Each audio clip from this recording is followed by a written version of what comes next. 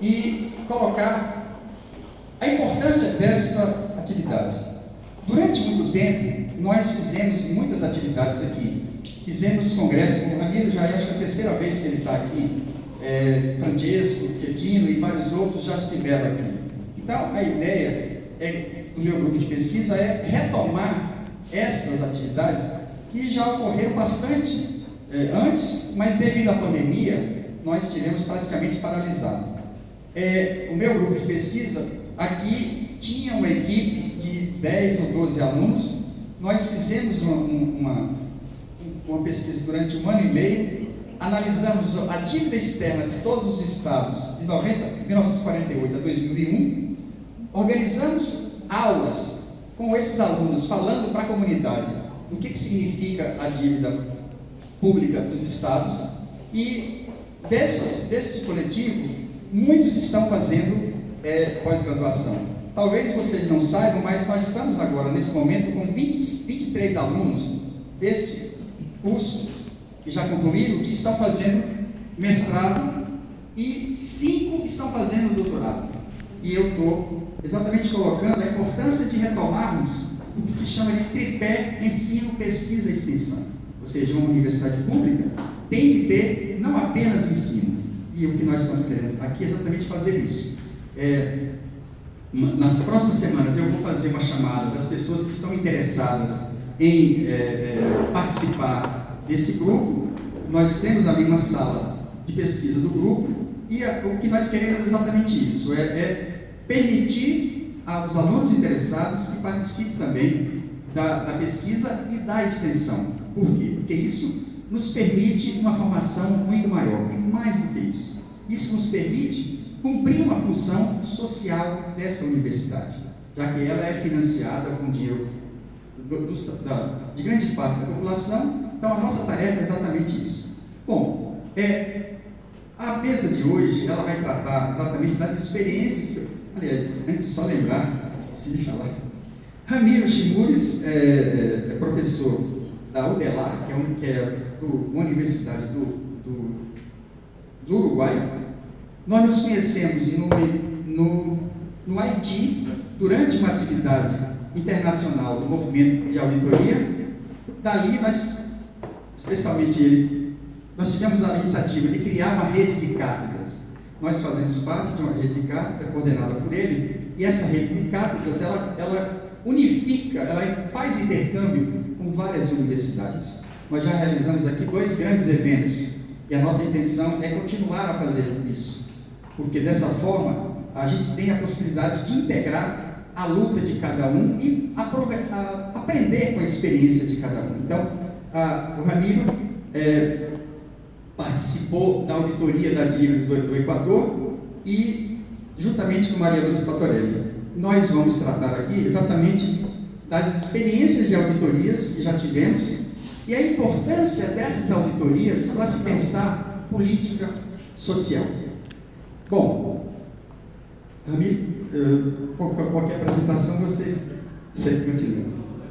Ele é torcedor do Penharol, também do Botafogo, e foi ele que me conseguiu o autógrafo do Louco Abreu na minha camisa do Botafogo. Imagina que eu ganhei em 2015 um dos melhores presentes. E olha que ele teve que entrar no estádio do Nacional, que ele odeia, mas ele cumpriu uma função muito importante de fortalecimento do Botafogo. Boa noite. Boa noite. Desculpe que não venho falar português, tentar falar devagar portunhol. Para mim é uma grande honra estar aqui esta noite com vocês, como parceiro e amigo do professor Menezes. Então, novamente, eu falo. Vão ser, ano próximo, vão ser 10 anos que estou vindo ao FAL, a distintas atividades. E realmente é uma honra aqui estar em Campo do Sertão. E parabéns por novas instalações, porque antes as instalações eram um pouquinho mais pequenas e agora estão grandonas, de ótima qualidade. Isso se bem para estudar, para poder dar aulas e para vir na universidade pública. Eu provenho da educação pública, ensino primário, secundário, terciário, e realmente é um prazer poder estar aqui hoje. Essa é a primeira coisa. A segunda coisa é reivindicar o trabalho e o compromisso dos professores e de vocês. Você também tem um privilégio com a educação, essa possibilidade de poder estudar na universidade pública, como eu falava. Acho que forma parte da matéria, não? Das políticas públicas, as políticas públicas. E nos direitos, investimentos em direitos constitucionais, entre eles a educação, a saúde, direito que está na Constituição brasileira, em todas as constituições. E qual é o correlato entre esse direito e a realidade? Eu acho que esse é o meu desafio. E com relação à dívida, qual é a relação entre a dívida e as políticas públicas? Vamos tratar de por lo menos compartilhar em 20 minutinhos essa experiência na América Latina e também poder deixar aberto para discussão. Eu acho que 20 minutinhos é um tempo bom.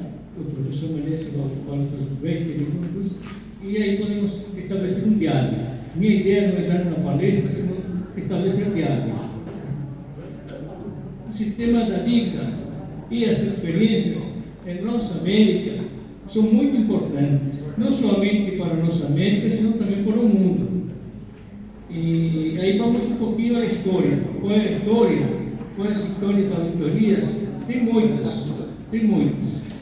Uma das questões clave, eu vou começar por um dos padres da independência norte-americana, que foi presidente, Quincy Adams.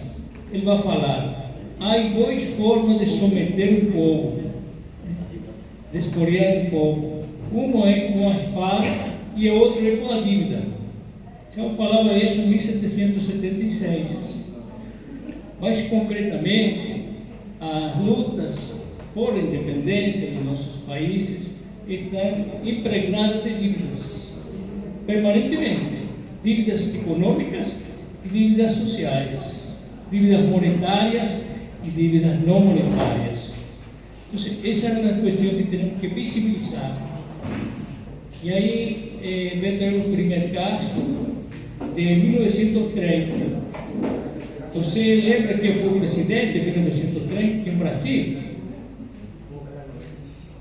Ninguém lembra quem era o presidente dos anos 30? Aí vocês vão dizer assim: ah, a ditadura. Quem foi? 1930 de abril. 84 foi Fernando. Eu acho que foi um senhor chamado Vargas, né? Foi Getúlio Vargas, né? Mas ele vai ter dois períodos, você conhece melhor que eu, a história do Brasil. Mas possivelmente há uma parte que é bastante desconhecida. E em 1930, o mundo assistia ao crack de 1929. A crack da Bolsa de Valores de New York repercutiu grandemente no sistema capitalista geral. Para 1930, o Brasil, como todos os nossos países da América Latina, não tinha condições de fazer pagamento da dívida. Então, foi aí que se instaurou em Brasil uma auditoria e uma moratória, ou seja, um não pago e uma auditoria em Brasil. Para esse momento, a auditoria em Brasil constatou, do ano 31 até o ano 1948, o Brasil não fez nenhum pagamento da dívida, nenhum. Mas os acreedores queriam 1.200, ou seja, 1,2 bilhões de dólares. 1,2 bilhões de dólares. O Brasil, nessa auditoria, constatou que somente um 40% dos empréstimos estavam documentados. Ou seja, de 60%, inclusive a dívida dos estados, não estava documentada. E desse 40% que estava documentado, el 70% era firmado, assinado por pessoas que não podiam comprometer ao Brasil. Ou seja, somente para que vejam essa magnitude dessa dívida e suas características. Foi assim como em 1945, se chegou a um acordo que ia começar a ser pagos em parcelas a partir de 1948. O Brasil ia ser pagamentos parcelados e o monto final foi 470 milhões de dólares, ou seja, menos da metade do que reclamavam os acreedores. Isso possibilitou que no pagamento da dívida, o controle de câmbio e o controle das exportações possibilitou o desenvolvimento da indústria brasileira. Ou seja, são os começos do desenvolvimento da indústria brasileira. Conoce esse fato. Eu acho que nós temos que conhecer nossas histórias de vida, de lutas. E esse caso, isso é claro. A indústria brasileira começa a desenvolver-se, porque nem sequer o Brasil tinha reservas internacionais. Ao fim do período, o Brasil vai ter reservas internacionais para poder desenvolver a incipiente indústria brasileira, e tudo foi por não pagamento, tudo começou com o não pagamento da dívida. Mas o exemplo do Brasil foi seguido por outros países, Argentina, Uruguai, 7 países de Sudamérica não pagaram a dívida. Mas o crescimento econômico dos anos 30 de Brasil e de Argentina foi superior ao crescimento econômico de Estados Unidos e de Inglaterra. Somente para que você veja a dimensão de não pagamento das dívidas e o controle de exportações e importações. Estamos nos anos 30, vamos ser um salto histórico à Auditoria do Equador. A Auditoria do Equador começa em 2007, 2008. A característica da Auditoria do Equador não é auditoria moratória, é somente auditoria e depois se encontra indício de irregularidades e ilicitudes na moratória, mas começa com uma investigação, uma pesquisa, que é a auditoria. A Auditoria do Equador vai generar um marco institucional de como fazer auditorias. Não é somente uma auditoria contábil, é uma auditoria cidadã, integral, contábil, social, econômica, cultural, e onde a população é partícipe, são sujeitos próprios cidadãos equatorianos.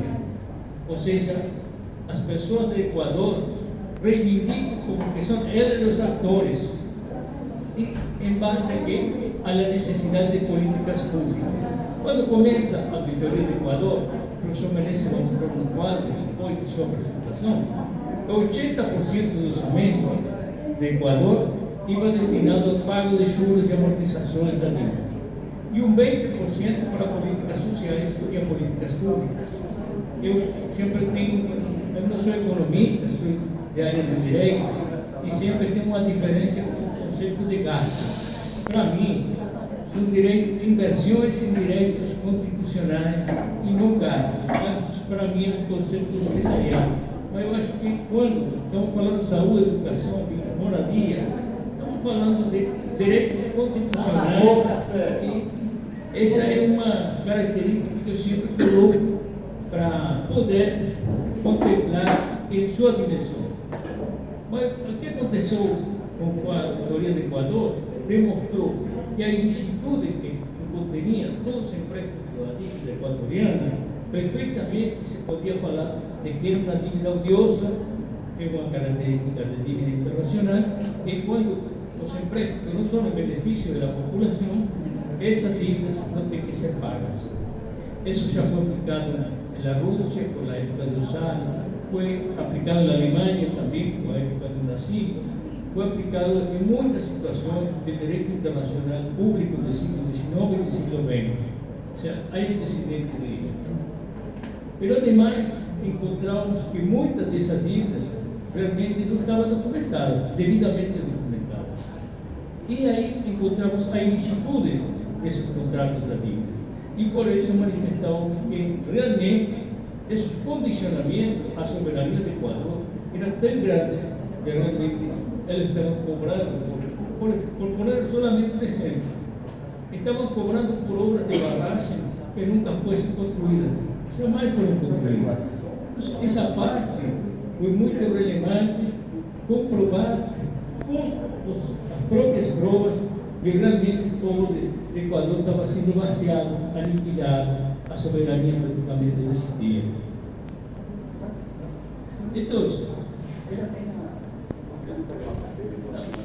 agora, o exemplo do Equador foi, a conclusão do Equador foi, ao final da auditoria, o presidente Correa pediu aos acreedores, chamou aos acreedores e recomprou a dívida.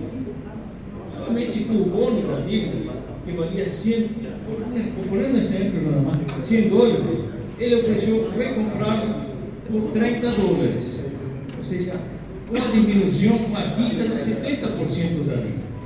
Isso que significou para o povo do Equador, para as políticas públicas do Equador, que a matéria daqui de hoje, significou que Equador, antes da auditoria, tinha 80% do pagamento da dívida, 20% para os serviços, para o pagamento de direitos sociais, as políticas públicas.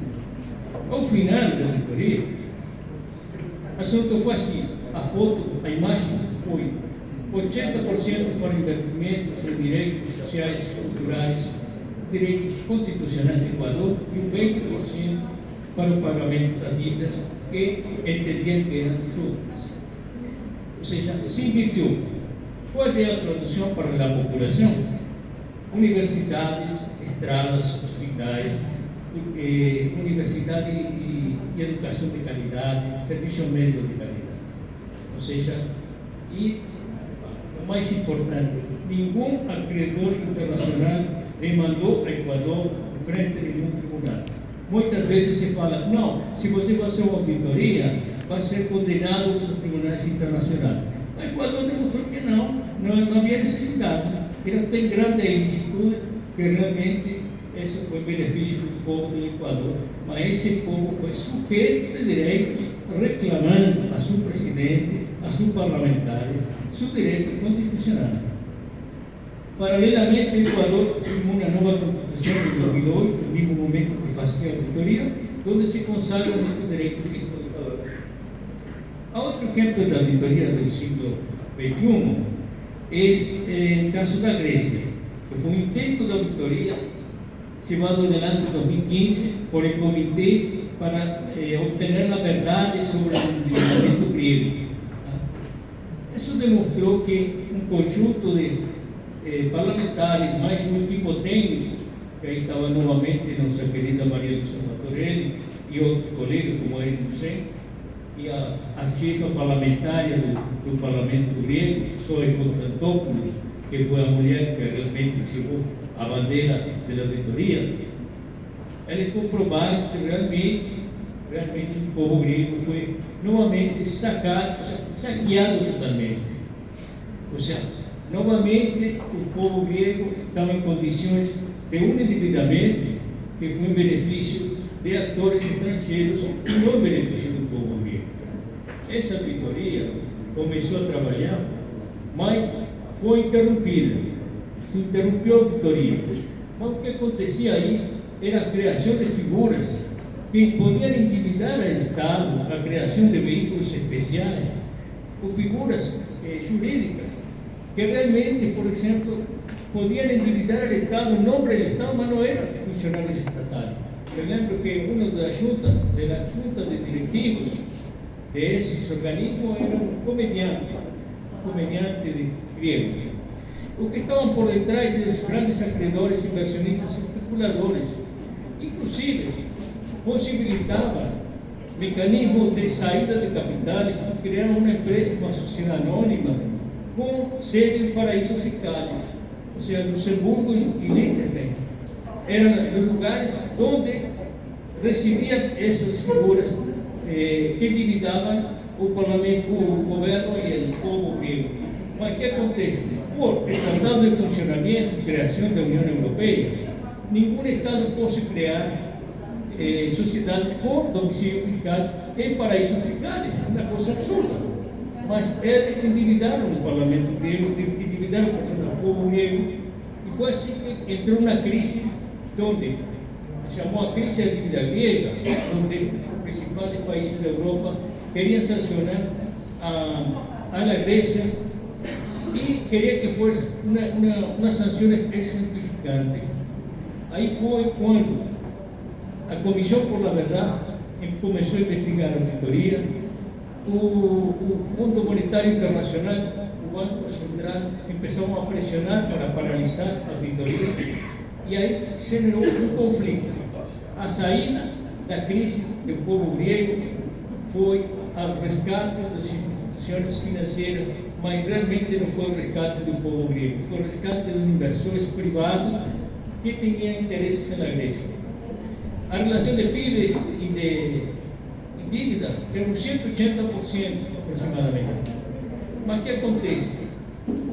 Logo desse resgate, privatização, recorte em saúde, recorte em educação, suicídios, migrações massivas do povo grego, se demonstrou que realmente o dinheiro não foi para o povo grego, foi para especuladores alemães, para especuladores europeus, não para o povo grego. O que aconteceu? O Tsipras, que era o primeiro-ministro, chamou ao parlamento e chamou também ao povo para um referendo a ver se aceitava ou não aceitava as condições impostas pelo Fundo Monetário Internacional. O povo grego, 62%, dijo: não aceitamos condicionamento do Fundo Monetário Internacional nenhum. Mas, contrariamente à democracia grega que se havia pronunciado, o presidente Tsipras aceitou capitular por o Fundo Monetário Internacional e deu a espalda ao povo grego e ao pronunciamento democrático da Grécia. Isso determinou uma crise política, onde renunciaram os principais parlamentares, inclusive os parlamentares e ministros do próprio governo de Tsipras, e realmente uma página triste para o povo grego, que até agora está endividado em condições realmente infra-humanas em alguns setores, principalmente com saúde. E, paralelamente aí, depois da crise de 2008, 2007 e 2008, em Islândia, este pequeno país, Islândia teve também uma oportunidade de manifestar-se democraticamente por el povo de Islândia, e eles tiveram dois plebiscitos, 2009 e 2010, e eles disseram: não vamos a pagar a especulação financeira. 26 banqueiros foram à cadeia, foram presos. O primeiro-ministro foi preso também.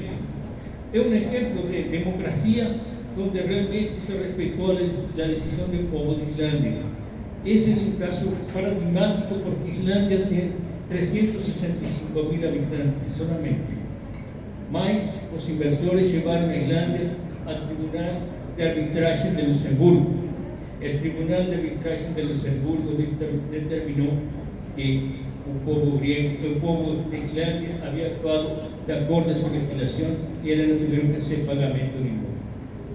A grandes rasgos, são três modelos diferentes de auditorias, mas as auditorias são um direito que temos que exercer dia a dia, permanentemente. Tem que ser auditorias integrais e tem que ser permanentes. Isso é um pouquinho o que eu queria compartilhar com você. Eu passo a palavra para o senhor.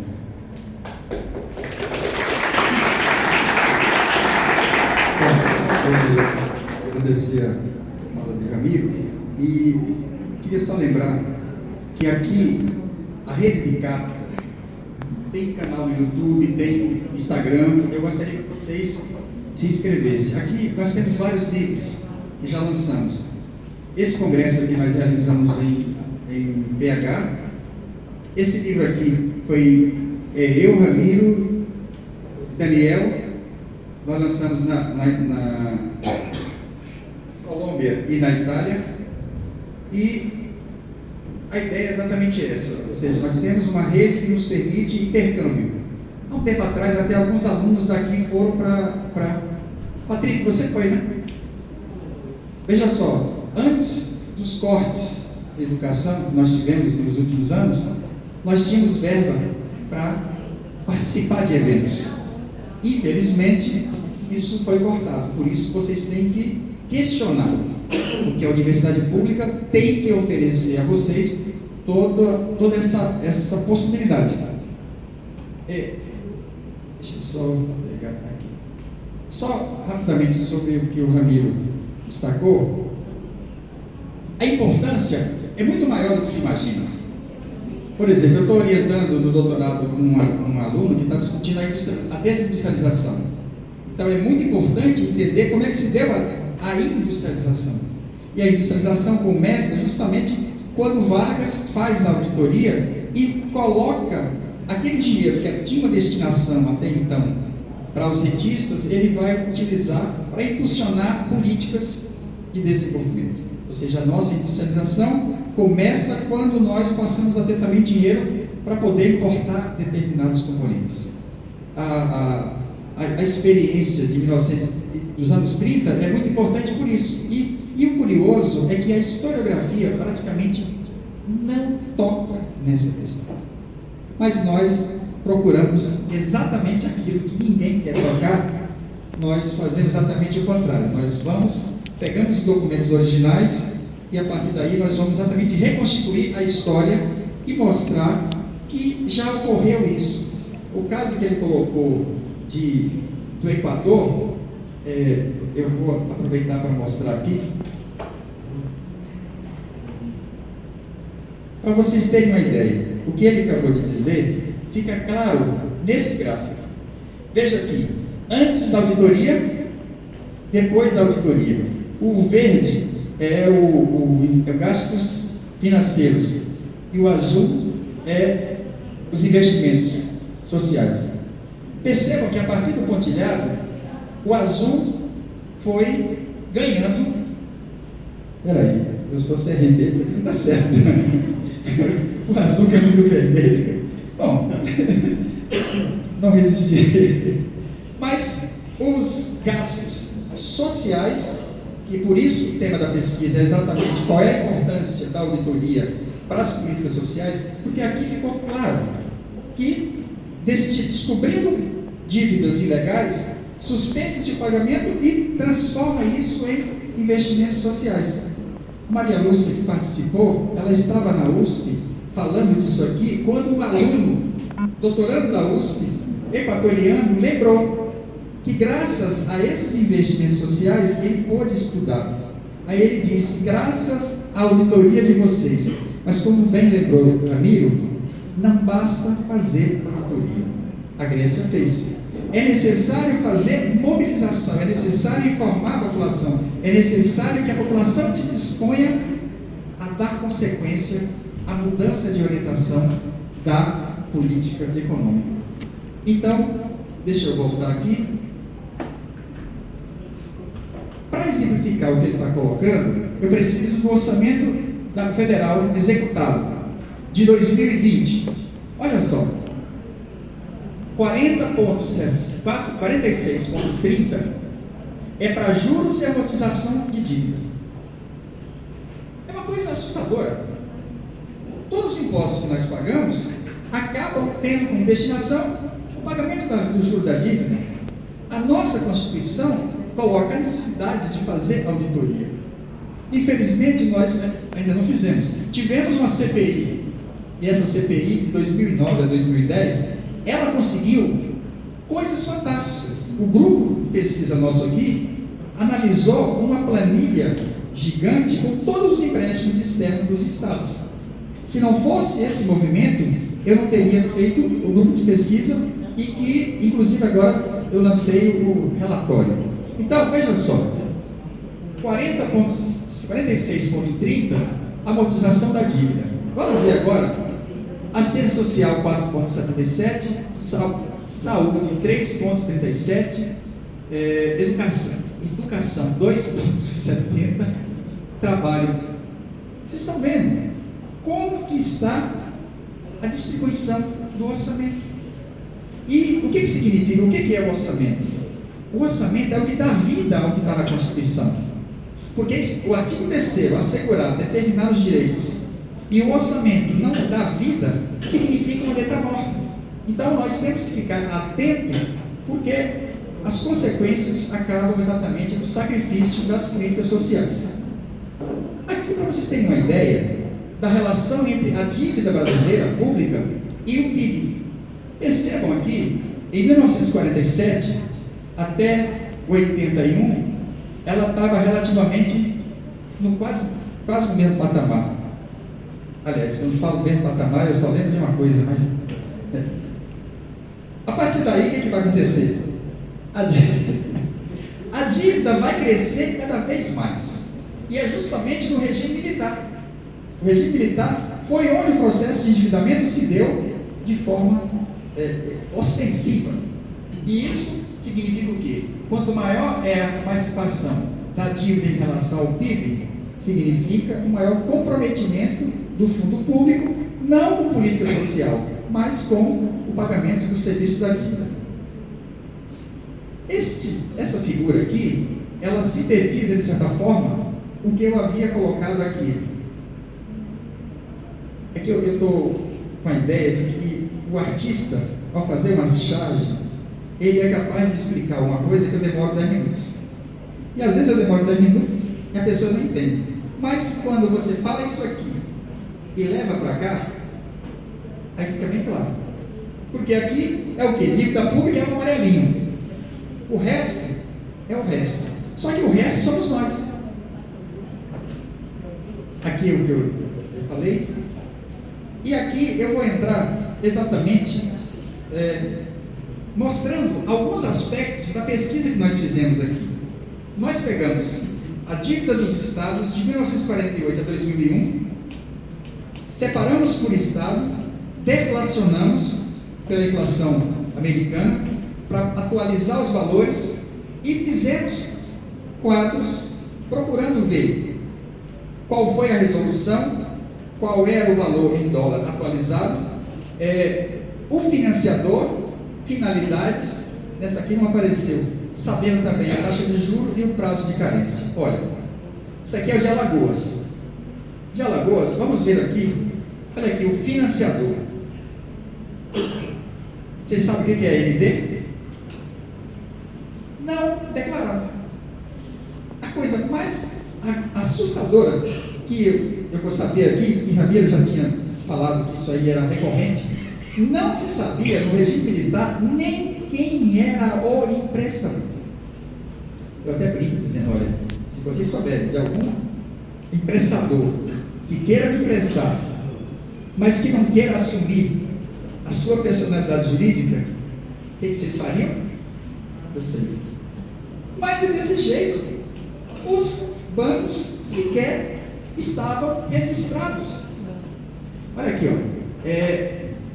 Só teve 2 empréstimos que foram registrados.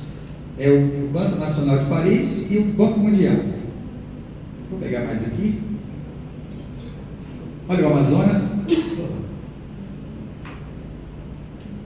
Não tem. O financiador também é tudo. Olha, Amazonas só teve 1. Bahia. A Bahia também teve uma grande parte. No início era Banco Mundial, mas a maioria era tudo ND. E aqui aconteceu o seguinte, vou pegar aqui o caso da Bahia. Todos os estados faziam empréstimos para uma obra determinada. A partir de 86, os empréstimos já não eram para uma obra determinada. Os empréstimos, ou a grande parte, era para pagar a própria dívida. E aí tem uma questão legal. Um empréstimo feito pelo Estado só tem base legal se ele tiver uma função social. É isso? Ou seja, aqui é uma dívida que não tem nenhuma contrapartida. Mas não é só isso. Nós descobrimos aqui que esses empréstimos eram com taxas de juros flutuantes. Isso significa que você tomava emprestado, no momento era 4%, mas podia chegar a 8%, e chegou em 79, saiu de 5% para 20%. Essa subida, essa elevação da taxa de juros, nosso grande amigo Spett, ele elaborou uma doutrina para condenar, para mostrar o que significa esse aumento unilateral da taxa de juros e o compromisso, as consequências para os estados. Alagoas tinha tomado, olha só,